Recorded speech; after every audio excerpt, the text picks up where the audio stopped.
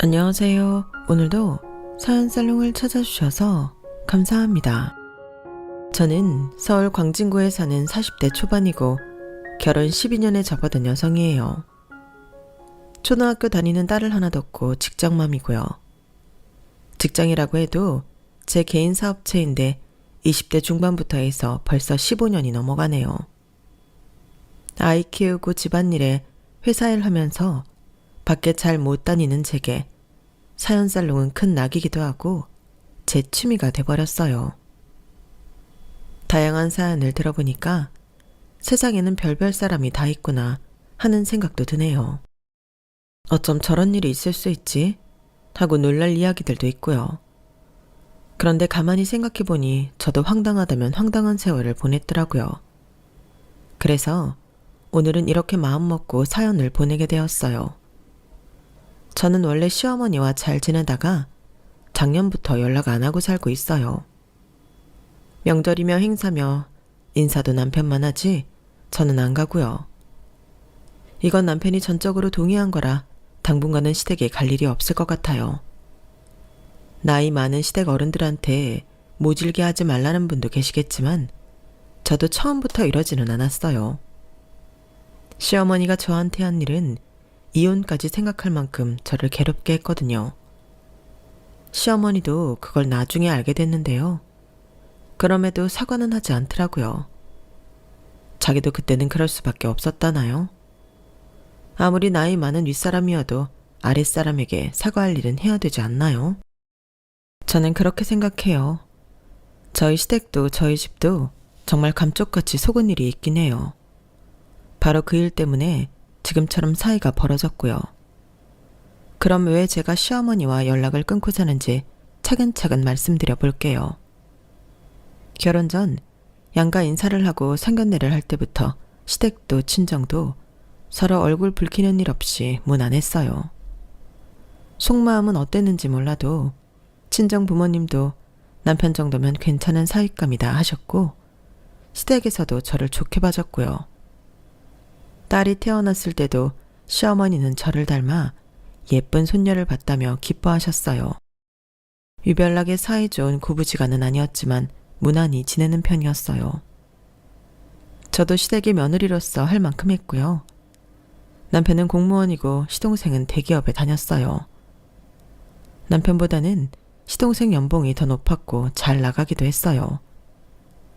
저는 재래시장에서 개인 사업을 하는데 이 바닥이 워낙 좁다 보니 어떤 일을 하는지 구체적으로는 말씀드리지 않을게요. 이거 듣고 저라고 바로 알아차리는 사람들이 있을까봐 그러니 양해 부탁드려요. 제 사업 규모는 작지만 안정적인 수익을 내고 있었기 때문에 신혼 초부터 부족하지 않게 쓰고 살았어요. 그래서 시어머니한테 따로 용돈도 더 드리기도 하고 같이 쇼핑도 다녔죠. 시어머니는 아들 둘 키우면서 일해본 적이 없다고 하며 좋아하셨어요. 내가 며느리를 잘 들였어. 지훈이가 한 번도 해준 적 없는 걸 네가 해주는구나. 지훈이 뿐이니? 석훈이게는 더 바빠서 얼굴 볼 시간도 없었지 뭐냐. 이제야 내가 효도를 받는구나. 어머니, 그럼 지훈 오빠랑 도련님하고는 뭐 하셨어요? 뭐 하긴 아들놈들이 얼마나 무뚝뚝한지. 둘 다 대학 들어가서는 나랑 집 앞 슈퍼도 안 갔다. 그래요? 그럼 어머님 앞으로 저랑 가끔씩 나와요. 며느리 보고 이런 재미라도 있으셔야죠. 아우, 말만 들어도 좋구나. 나도 남들한테 며느리 자랑 좀 해야겠다. 아들들 키워봤자 다들 말도 없이 무뚝뚝하게만 하고. 이런 게 딸 키우는 재미구나. 어머니는 제가 챙겨드리는 게 꽤나 좋으셨던 모양이었어요. 해드리는 입장인 저도 기분 좋았고요. 시어머니가 저를 좋아했던 이유는 또 있는데요. 바로 제가 재산을 좀 불렸거든요. 결혼하고 제가 시부모님께 말씀드려 2번 작은 건물을 샀다가 팔라고 조언을 드렸어요. 그 덕에 시부모님은 부동산으로 차익을 내서 여유가 생겼어요. 2억 정도를 손에 쥐게 된 거였고 그걸로 시어머니는 저를 많이 신뢰하게 됐죠. 결혼하고 힘들게 시작하는 신혼부부도 있는데 제가 수입이 좀 되니 그런 일 없이 편안히 시작한 것도 꽤나 좋아했고요. 근데 시댁이 당시 상황이 좀 안 좋아서 제가 예단을 안 받았거든요. 시어머니도 그런 거 욕심 안 낸다고 하셨고요. 아무리 집이 어려워서 며느리한테 잘 못 챙겨줘도 받을 거 다 받는 시댁도 있잖아요. 시어머니나 시아버지나 그런 건 욕심 안 내셔서 예단을 안 해도 된다고 하셨어요. 괜찮은 분들이라고만 생각했어요. 근데 나중에 알게 된 건데 남편이 중간에서 시어머니 요구를 안 된다고 이런지아에 싹 다 잘라버린 거였어요.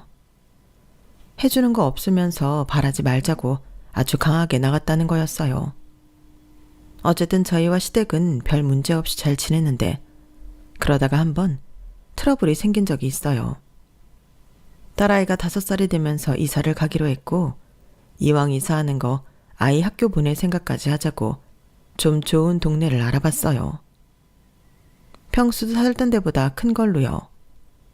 집값이 좀 나가기는 했지만 저희가 대출받으면 충분히 감당할 수 있었는데 시어머니가 안 된다며 말 그대로 난리를 쳤어요. 저희 집까지 찾아왔으니까요. 얘, 너 미쳤니? 네가 우리 돈 좀 만지게 해줬다고 배짱 부리는 모양인데 억대 대출 함부로 받는 거 아니야. 착실히 돈 모아서 집 살 생각을 안 하고 뭐 하는 거니? 애미 네가 우리 집 재산 좀 불려줬다고 이렇게 막 나가는 건 좀 아니지. 서아한테 들어갈 돈도 점점 더 많아질 거 아니야. 네가 지금 돈 좀 번다고 하지만 사업이라는 건 항상 위험이 있는 거 아니냐.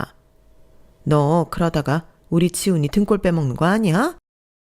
솔직히 니네가 석훈이 같은 직업 가졌어도 이렇게 말리지는 않는다. 공무원에 시장장 사는 애들이 어디 그런 돈 많은 동네에 가서 살려고 하는 거야? 시어머니 말이 도를 넘고 있었지만 저는 꾹 참고 말했어요. 어머니, 그런 걱정은 안 하셔도 돼요. 그 정도 감수할 저축도 있고 저 괜찮은 주식도 있으니 서아 아빠 등골 빠질 일은 없어요. 그리고 만에 하나 무슨 일 생겨도 어머니한테 피해 안 가게 할 테니 염려 마시고요. 나중에 이렇게 말린 거 후회하지 마시고 저희 일은 저희가 알아서 하게 내버려 두세요. 엄마, 연주하자는 대로 할 거니까 더는 말하지 마세요. 지금까지 연주 말 들어서 손해본 거 없잖아요. 엄마도 연주 덕 봤으면서 왜 그렇게 반대를 하고 그러세요? 아유, 말이나 못하면. 그래, 니들 빚더미에 올라앉든 말든 나는 상관 안 할 테니 마음대로 해. 난 분명히 말렸다는 거 잊지 말아라. 근데 저희가 이사하고 그 아파트 값이 쭉 오른 데다가 제 사업도 전보다 더 잘 되니까 시어머니가 한 말이 좀 어이없었어요. 자기 아들이 결정을 잘했다는 거예요.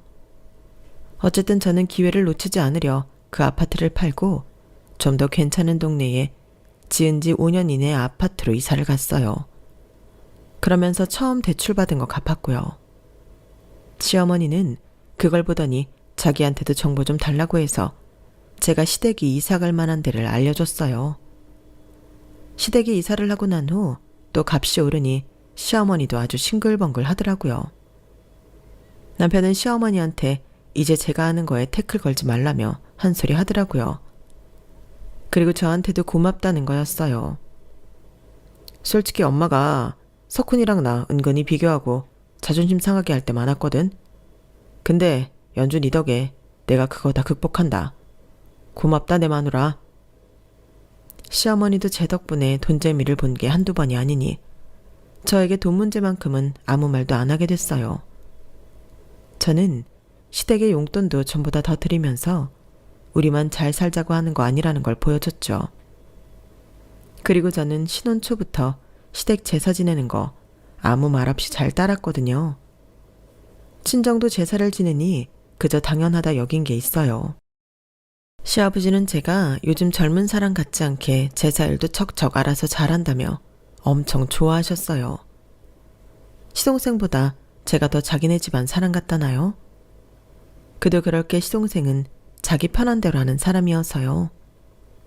어릴 때부터 공부 잘하고 인물 훤하다고 시어머니가 칭찬을 아주 입에 붙이고 살았는데 그래서인지 자기만 아는 이기주의자로 자란 것 같아요. 막말로 못돼 처먹었어요. 남편하고 저한테 장남 집안이 부모 더 챙기는 법이라며 자기 귀찮게 하지 말라고 대놓고 말하고요. 대기업 다니며 월급도 많이 받고 머리는 좋아서 일 잘해서 인센티브도 꽤 받는다던데 우리 딸 인형 한번 사본 적이 없는 사람이에요. 그리고 눈이 엄청 높아서 웬만한 여자들은 눈에 차지도 않았고요. 시어머니가 우리 잘난 아들 결혼 못하면 어쩌냐며 혼자 한탄을 한 적이 한두 번이 아니었어요. 그래서 애가 달아 여기저기 선자리도 알아왔지만 시동생은 단 한 번도 그 여자들 마음에 든다고 한 적이 없네요. 그렇게 시부모님 애만 태우더니 갑자기 결혼을 한다고 하는 거였어요. 너무 놀란 시어머니가 시동생을 앉혀놓고 말했네요. 여자? 너 연애했어? 언제부터? 얼마 안 됐어. 걱정하지 마. 내가 어디 아무나 데려오겠어? 엄마 둘째 며느리 의사야, 의사. 어머, 세상에 의사? 어디 병원 의사인데? 개인 병원 하냐? 아님 대학병원에 있어? 강남 대형병원에 있어. 얼마 전 선배들한테 스카우트 됐다고 하더라고. 남편도 궁금한 게 많은지 이것저것 물어봤어요. 근데 의사들은 같은 의사들끼리 많이 만나던데 어떻게 너랑 만난 거야? 아, 나랑 같은 골프클럽 다니더라고. 의사들도 꽤 오던데? 뭐 이런 식으로 끼리끼리 만나는 거지. 근데 의사면 결혼할 때 돈 많이 들어가는 거 아니야? 의사 신랑 만난다고 돈 몇 억은 우습게 쓴다던데? 여자라고 다르겠어? 혜정이 엄마랑 둘이 살고 집안도 우리랑 크게 다르지 않아. 장모님하고는 벌써 식사 마쳤고 우리더러 알아서 하시라던데? 이 정도면 진짜 괜찮은 집 아니야? 의사 딸 가지고 장사하려면 할 수도 있잖아. 저나 남편은 좀 미심쩍긴 했지만 시동생이 하도 자신있게 말하니 그런가 보다 했어요. 시어머니는 아주 신이 났죠. 집안에 의사가 들어온다고요. 그렇게 일사천리로 2달 만에 뚝딱 결혼을 하고 시동생은 시댁과 버스로 2정거장인 곳에 신혼집을 얻어 살게 됐어요. 시동생은 자기네 처가에 별거 안 해줬다 했는데 알고 보니 자기 장모랑 동서한테 똑같은 고급 명품 가방을 사줬더라고요. 동서가 받은 예물들은 이름만 들으면 다 아는 엄청 값비싼 것들이었고요. 근데 나중에 알게 된 사실인데 거기에 시어머니가 꽤 돈을 보탰다는 거였어요. 저 결혼할 때는 단촐하게 하자며 별다른 거 챙겨주지 않았는데 말이에요. 물론 저희도 그만큼 해드린 건 없지만 아무것도 안 해주기는 동선의 친정도 마찬가지였어요. 그래도 저 아무 말 안 했어요. 그런 거 갖고 일일이 따지는 게 좀 유치하게 느껴졌거든요. 근데 남편이 한 번은 시댁에서 밥을 먹고 온 후에 고개를 갸웃하더라고요. 의사들이 원래 저런가? 말하는데 공부한 티가 안 나는 것 같아. 그리고 나 저번에 우연히 석훈이가 자기 장모랑 재수씨랑 있는 거 봤는데 어째 딸하고 엄마 사이가 연주 너랑 장모님 같지 않아. 어색해. 뭐 모녀지간이라고 해도 집집마다 다르고 의사라고 다 공부 잘한 티 나는 거 아니겠지. 엄마랑 사이가 별로 안 좋나? 결혼할 때도 그냥 알아서 하라고 했다며. 보통은 엄마들이 내 딸 잘 부탁한다는 말은 할 텐데 그런 거 같지도 않고 사이가 안 좋나 봐. 어쨌든 저는 동서하고도 잘 지낼 생각이었어요. 기싸움 같은 거 사회생활에서나 하면 되지 집안까지 끌고 들어오고 싶지도 않았고요. 근데 제가 재래시장에서 일한다고 무시하는 동서에 시어머니가 은근히 동조하기 시작하는 거였어요. 시어머니는 동서를 거의 공주처럼 대하면서 저한테 함부로 하기 시작했어요. 그러다 보니 그간의 정이 무색하게 마음이 상했고 점점 시어머니가 싫어지더라고요. 제 덕에 돈 벌었다고 좋아하더니 의사 며느리 들어왔다며 저를 진짜 도우미 취급하는 거였어요. 그리고 자기 돈 써가며 명품 치장해줘 놓고 받은 것도 없는데 의사인데 결혼해준 것만으로도 충분하다나요? 얘 둘째야, 너는 아무것도 안 해온 것 같고 눈치 볼 거 전혀 없다? 네가 예단이고 보석이야. 이건 거의 로또지 뭐. 석훈이가 잘났으니 너 같은 며느리도 본 거지만 아무튼 아주 친구들이 나 부러워 죽는다고. 내가 요새 그 맛에 산다. 시어머니는 그렇게 좋은 티를 대놓고 내더니 명절이나 제사 때도 동서는 부엌 가까이도 못 오게 했어요. 동서는 그걸 아주 잘 이용해 먹는 사람이었고요. 일부러 들어가서 일하는 척을 하는 거예요.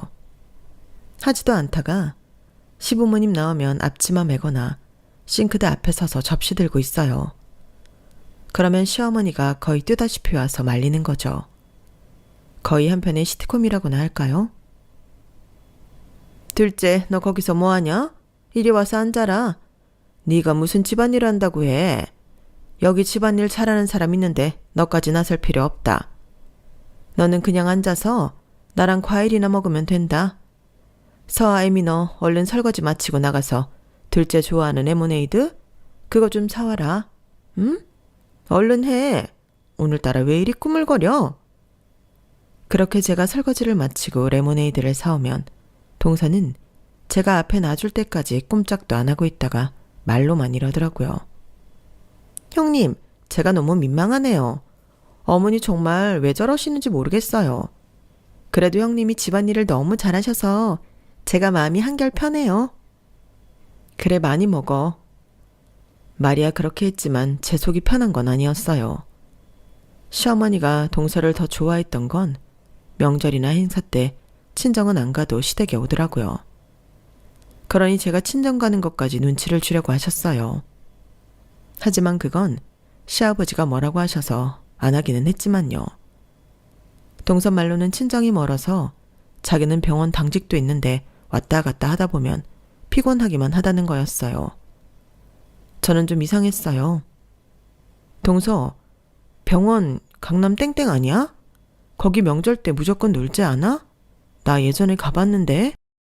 형님, 그게 저희가 병원 금요를 확장하면서 바뀌었어요. 외과는 응급실 개념으로 명절 때도 하는데 그때는 의사들이 돌아가면서 나오거든요. 동서는 피부과 아니냐고 피부과가 외과 일을 하냐고 물어보려는데 시어머니가 중간에 끼어들며 말이 끊어졌어요. 근데 뭐 그런가 보다 했어요. 근데 시어머니가 그때부터 동서가 밥 먹으면 바로 집에 돌려보내기 바쁘더라고요. 둘째, 너는 무조건 쉬어야 돼. 여기서 편히 쉴 수나 있겠어? 얼른 가서 마음 편히 쉬어라.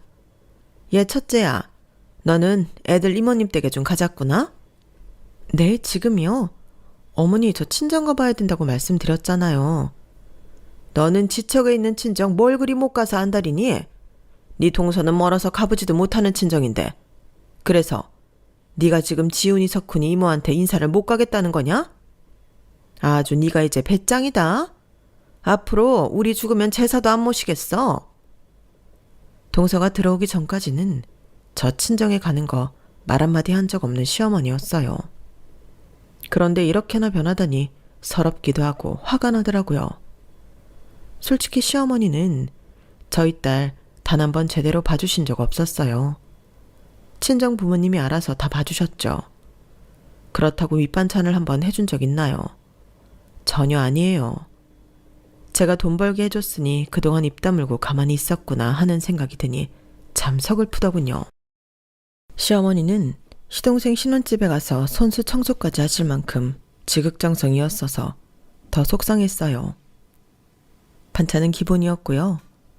한 번은 동서가 감기 걸렸다고 하니 전복을 수서시장 가서 사오셔서 직접 죽을 끓여가지고 갖고 가더라고요. 저더러 사업 말아먹지 않고 유지하는 거 보면 일은 잘한다는 말만 하죠. 가족 모임이나 식사 때 저희가 부모님 부르면 시어머니는 꼭 시동생과 동서를 부르셔서는 그 집 부부 식사비까지 계산하게 시키셨어요.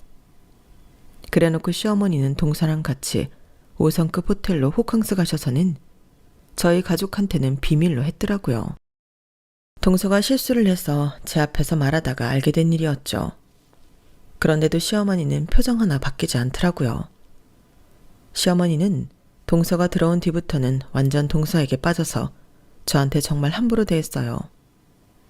어느 순간부터 저는 더 이상 시어머니와 잘 지낼 수 없다고 생각하게 됐고 인간관계가 이렇게 얄팍한 건가 하고 씁쓸했어요. 시어머니는 어쩔 수 없구나 하는 생각도 했고요. 물론 시어머니랑 잘 지내는 며느리들도 있겠지만 저는 그러네요. 의사가 그렇게 대단한 건가 순간순간 우라가 치밀기도 했어요.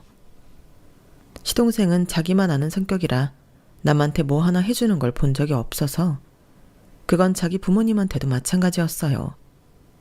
그래서일까요? 시어머니는 동서가 나중에 자기한테 모든 걸 다 해줄 거라 믿는 것 같더라고요. 자기 아들 몫까지요. 동서가 용돈도 많이 주긴 하더라고요. 시어머니가 저 들으라는 듯 말한 적이 있거든요. 내가 둘째 덕에 요새 아주 살맛이 제대로 난다. 솔직히 그동안 용돈이라고 친구들하고 같이 밥 사 먹는 것만도 부족해서 덜덜 떨며 돈 썼는데 이제는 뭐 내가 친구들 밥값까지 다 쏜다. 애들이 다들 내가 며느리 들어오고 나서 팔자 폈다고 얼마나 부러워하는데 뒤에서 질투도 하느라 쑥은대기까지 한다지 뭐냐? 어머니, 제 덕에 돈 많이 버셨잖아요. 그리고 아버님 연금 들어오는 것도 있는데 저희가 용돈 적게 준 것처럼 말씀하세요. 그러시면 저 서운해요. 저희 어머니 용돈 적게 드린 거 없어요. 누가 뭐래? 어쨌든 둘째가 많이 주는 건 사실 아니냐? 그런 말도 못하냐? 그러니까 너 너무 동서 부려먹지 말라고 하는 소리야. 안 그래도 요즘 둘째가 힘든지 아이 갖고 싶어도 뜻대로 안 되는 모양이던데. 너는 형님이 돼서 그런 투정이나 하고 있을래? 네가 윗사람이면 윗사람답게 보살필 줄 알아야지. 시어머니는 돈 잘 버는 의사 며느리가 용돈을 많이 주니까 노후를 돈 잘 버는 시동생과 함께 분명히 책임져 줄 거라 믿고 있는 거였어요. 그때부터는 저도 그동안 시댁에 보냈던 선물과 각종 노동을 안 하기로 했어요. 저는 다 해드리려고 나름 노력했는데 왜 기분 나쁠 정도로 동서에게만 신경을 쓰시는 건지요. 남편도 시어머니와 갈등을 많이 빚었어요. 나만 무시하는 걸로 모자라서 서아 엄마한테까지 그래요. 나는 참아도 연주랑 서아 무시당하는 꼴은 못 봐요. 계속 이러면 앞으로 집안일에 신경 안 쓸 테니까 그런 줄 알아요. 네가 지금 나 협박하냐? 그래, 네 마음대로 해. 시어머니와는 그렇게 사이가 나빠졌고 시아버지도 시어머니와 말이 통하지 않는다며 답답해 하셨어요. 근데 저는 어느 순간부터 동서가 좀 이상했어요. 동서랑 말을 하다 보면 희한하게 홀리는 기분이 들더라고요.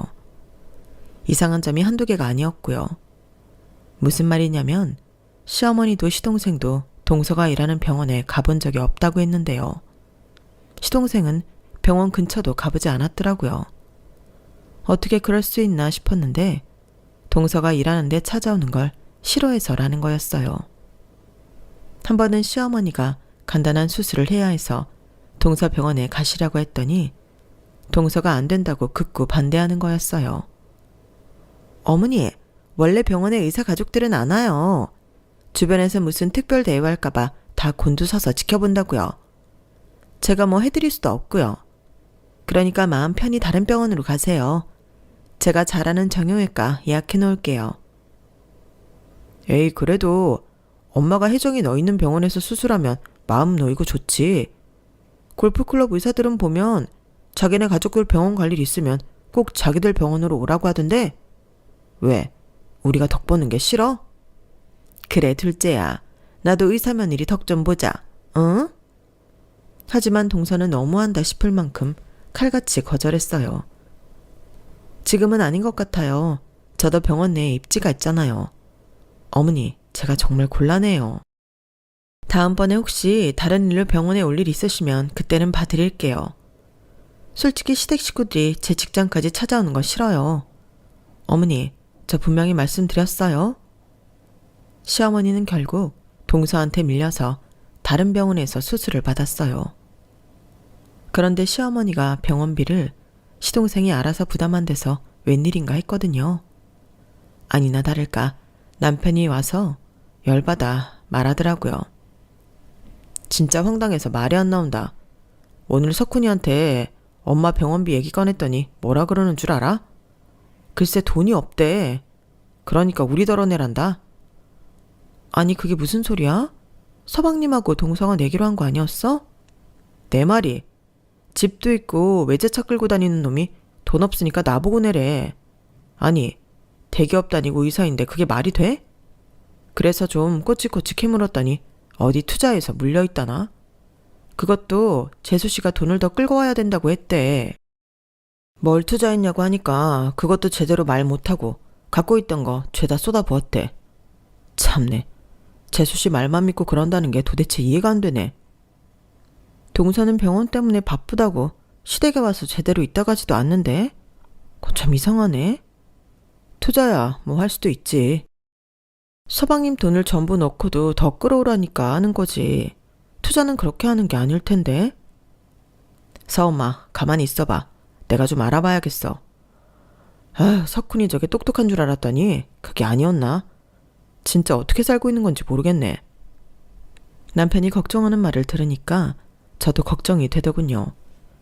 제가 그때 일이 바빠서 정신이 없을 때라 남편이 열심히 알아보고 다녔어요. 그러더니 며칠 지나지 않아서 아주 사색이 되어 집에 오더라고요. 서아빠, 얼굴이 왜 그래? 무슨 일 있어? 당신 내가 오늘 뭘 알아낸 줄 알아? 참, 나 기가 막혀서 말도 안 나온다, 진짜. 와, 석훈이 그 자식 진짜 머리 좋은 거 맞아? 뭔데 그래? 뜸 들이지 말고 이야기 좀 해봐. 재수씨 말이야, 의사가 아니야. 내가 흥신소 사람하고 같이 알아봤는데 강남 땡땡병원에는 김혜정이라는 의사가 없어. 김혜윤은 있더라. 근데 전혀 다른 사람이고 재수씨 알지도 못해. 심지어 간호수 중에도 김혜정이 없어. 그럼 동서 뭐야? 의사가 아니면 도대체 뭐 하는 사람인데? 확실한 거야? 정말 충격이었어요. 동서는 의사도 아니었고 그 병원에서도 근무한 적도 없었어요. 한마디로 의사라고 사칭하고 시동생에게 접근해서 결혼까지 한 거였어요. 더 기막힌 건 의사 딸 아깝다며 상견례 자리에 나오고 결혼식에서 혼주 자리에 앉아있던 엄마도 가짜고 결혼식장에 왔던 하객들도 다 가짜였다는 거였어요. 이건 흥신소에서도 알아본다고 했어. 아무튼 의사는 절대 아니야. 정말로. 그래서 어머니 병원에 간다고 하니까 아주 난리를 쳤구나. 대단하다. 서아빠, 이거 얼른 어머니한테 알리고 서방님한테도 말해. 그러고 보니 불안하네. 있는 돈 끌어서 다 투자하고 했다는데 이거 다 한 거 아니야? 그럴 가능성도 있겠지? 와, 어떻게 우리 가족한테 이런 일이 생기지? 일단 이번 주에 아버지 생신이니까 그거나 무사히 지내고서 어떻게 해보자. 아니면 그날 그 자리에서 확 말해버리든지. 알았지? 저는 시아버지 생신날까지 아무 말 하지 않고 꾹 참았어요. 가슴속에서 불안은 점점 커져만 갔죠. 남편은 섣불리 폭로하면 동서가 어디로 잠적해버릴 수 있다며 일단 잘 지켜보라고 했어요. 시아버지 생신은 호텔 한정식 레스토랑에서 같이 하기로 했어요. 그런 자리는 절대 빠지지 않는 동서도 당연히 왔고요. 동서를 보는데 그날따라 어찌나 뻔뻔해 보이던지요. 그 여자가 정체를 알 수 없는 사기꾼이라는 걸 알고 보니 가슴이 막 쿵쾅거렸어요. 그런데 시어머니가 절 보더니 못마땅하다는 듯 혀를 찼어요. 너는 뭐하다 넷장을 부린 거야? 둘째는 그 바쁜 병원 일을 하면서도 벌써 와 있는데. 그래요? 정말 병원 일이 바빴는지 아무 일도 안 한 건지 모르잖아요? 제가 날카롭게 말하자 동서는 황당하다는 듯 저를 쳐다보더니 시어머니한테 도와달라는 표정으로 우는 소리를 하더라고요. 어머니, 형님 왜 저러시는 거예요? 너 뭐 잘못 먹었니? 지금 무슨 소리를 하는 거야?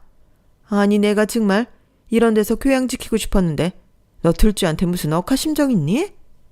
너 시장 바닥에서 굴러먹은 거 티내는 거야?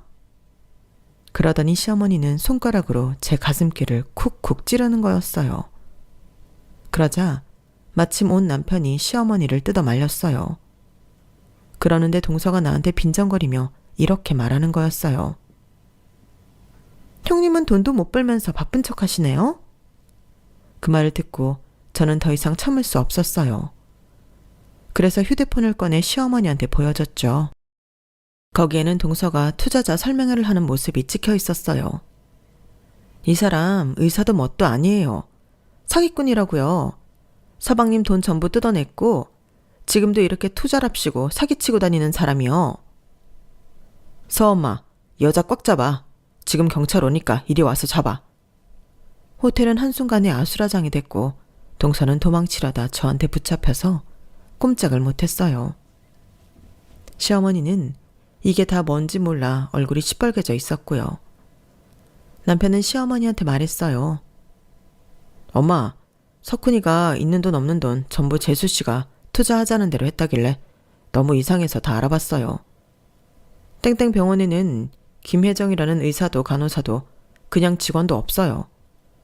그리고 의정부에서 상가 투자하라고 저렇게 뻥을 치고 있는 거고요. 시어머니는 얼이 빠진 사람처럼 멍하니 우리를 둘러봤어요. 어머니 아니에요. 오해예요. 제가 다 설명드릴게요. 동서는 그 순간에도 거짓말을 멈추지 않고 변명을 했어요. 시어머니는 가만히 동서를 보더니 앞에 다가왔어요. 그러더니 동서의 뺨을 철썩 올려붙였어요. 정말 소리가 어마어마하게 컸죠. 뺨을 맞은 동서는 눈에 금세 눈물이 차올랐어요. 저 진짜 억울해요. 아니라고요. 석훈씨, 내가 다 설명할게. 하지만 이미 시동생도 얼굴이 하얗게 질려서 입만 벌리고 있었고 시아버지는 화가 나서 이게 다 무슨 일이냐고 혀를 차시고는 먼저 집으로 가버리셨어요. 그렇게 잠시 후 경찰이 왔는데 형사가 정말 깜짝 놀랄 말을 하는 거였어요. 이소혜 씨, 사기 및 갈취 혐의로 긴급 체포합니다. 알고 보니 이미 다른 사람들한테 고소를 당한 당시 지방에서 유명한 사기꾼이었던 거였어요. 그렇게 동서가 경찰에 끌려가고 저희도 경찰서에 가서 진술을 했네요. 그리고 나왔는데 시어머니가 대뜸 이러시는 거였어요. 그러게, 니들이 석훈이한테 신경을 썼어봐. 이런 일이 생겼겠어? 니들이 좀만 더 잘했어야지. 저는 너무 어이가 없었어요. 어머님 말씀 너무 서운하네요. 그게 하실 말씀이세요? 서 아빠 며칠 없는 동안 시간 쪼개가며 서방님 무슨 일 생길까봐 이렇게 다 알아본 건데 어떻게 그러세요? 이제 와서 그러면 뭐해? 결혼하기 전에 이랬어야지. 됐어서 엄마. 더는 엄마랑 말할 거 없어. 엄마가 언제 우리 말 듣기나 했어요? 의사 며느리 본다고 들떠서 우리 식구들 무시나 하고. 사과해요 지금 당장.